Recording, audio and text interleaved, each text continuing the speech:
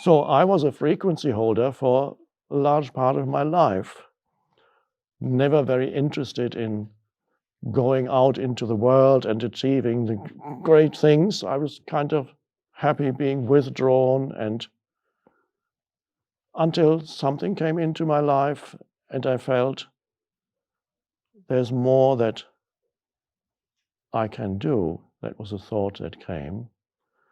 I was doing little workshops with people, 10 people at a time, 15 people, for a number of years, giving talks in people's living rooms. And then it was fine. In many ways, I felt happy being a semi-hermit and occasionally going out and doing little things. Happy not being famous. That was, never thought I would want to be famous. But then the thought came, I could do so much more in this world, but it doesn't seem to be happening. And one day I sat under an oak tree. You could call this, there's a question, later on we'll have some questions. Somebody is asking a question about divine discontent. The question is, do you ever experience what might be called divine discontent? That is a discontent that leads to something very positive. And you could say there was a moment that came at that time when I experienced a mild form of divine discontent, which simply is a sense of there's more than I can do, that I could do, but it's not happening.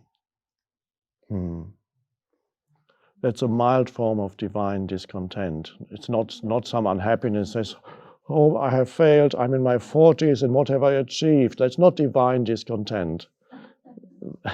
That's just a form of normal unhappiness.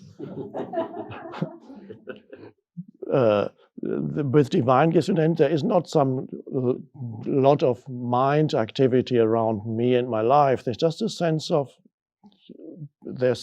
my present life situation has these limitations around me, but I could go beyond that. I could be much vaster. The world needs what I know comes through me. I know that the world needs that. So why isn't the world, I'm perhaps speaking for some of you too, why isn't the world opening up these channels for me?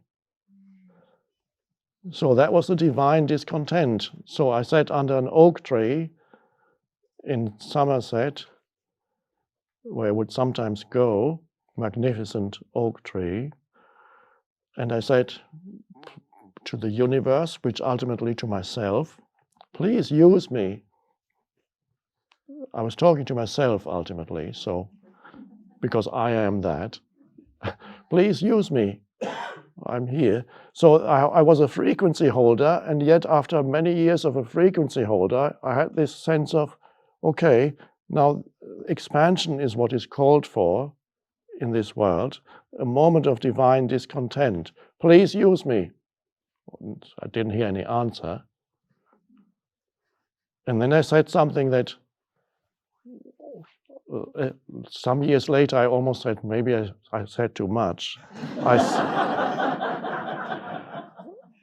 I said, I want acceleration. Okay.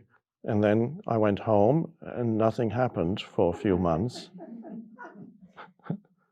I didn't know that while nothing was happening for a few months in my little cottage in Somerset, somebody there, don't take it literally, the countdown has already started, like the rocket ship, which goes 10, 9, 8, 7, 6. And then one day I woke up and said, I have to move. I have to move to the west coast of North America. And that was the beginning. So I said, okay, now expansion is what is called for in this world, a moment of divine discontent. Please use me. And then I said something that I want acceleration. Okay. And then I went home and nothing happened for a few months in my little cottage in Somerset, where I would sometimes go, magnificent oak tree, and And so the rocket ship had taken off suddenly, and finally I landed at the desk of Oprah a few years later. I never wanted that much.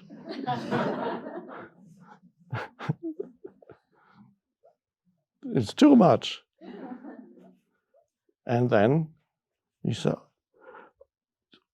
the lesson was to surrender to that. It wasn't too much. It was what was needed. If I'd been stuck to some previous idea that I had about how my life should unfold, then I would be saying, oh, I'm overwhelmed, it's too much. Well, this is surrender now to what is now, surrender to this enormous energy stream that's coming through. You asked for it, you said acceleration.